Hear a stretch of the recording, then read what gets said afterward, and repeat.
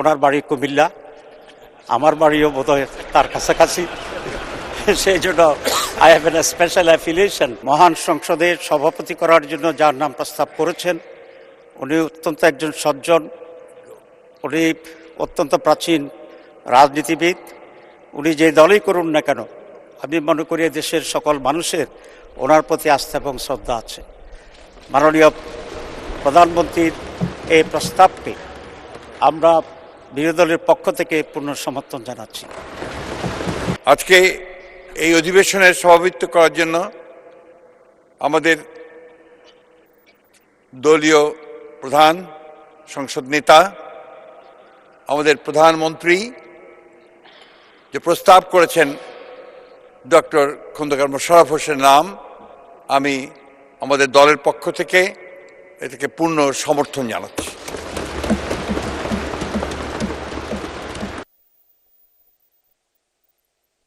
মাননীয় প্রধানমন্ত্রী, বিরোধী দলীয় নেতা এবং অন্যান্য মাননীয় সংসদ সদস্যবৃন্দ, আসসালামু আলাইকুম রহমতুল্লাহ।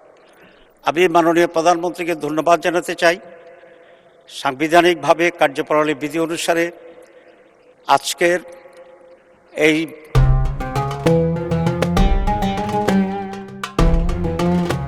মহান সংসদের সভাপতি করার জন্য যার নাম প্রস্তাব করেছেন, উনি অত্যন্ত একজন সজ্জন, উনি অত্যন্ত প্রাচীন রাজনীতিবিদ।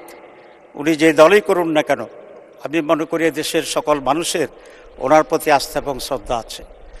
মাননীয় প্রধানমন্ত্রীর এই প্রস্তাবকে আমরা বিরোধী দলের পক্ষ থেকে পূর্ণ সমর্থন জানাচ্ছি।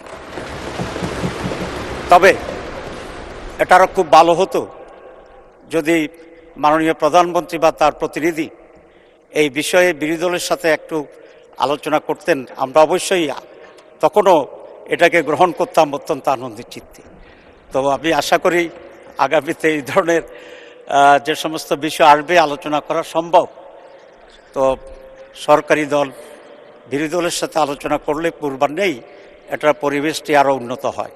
তা আমি সেই আশাবাদ ব্যক্ত করে এবং এই সিদ্ধান্তের প্রতি আমি আবারও প্রশংসা করে এবং মাননীয় সভাপতি, ওনার বাড়ি কুমিল্লা, আমার বাড়িও বোধহয় তার কাছাকাছি। সেই জন্য I have an special affiliation ওনার সাথে আছে। সব মিলিয়ে অত্যন্ত আনন্দ চিত্তে সমর্থন পুনঃব্যক্ত করে ধন্যবাদ জানিয়ে শেষ করছি। আল্লাহ হাফেজ।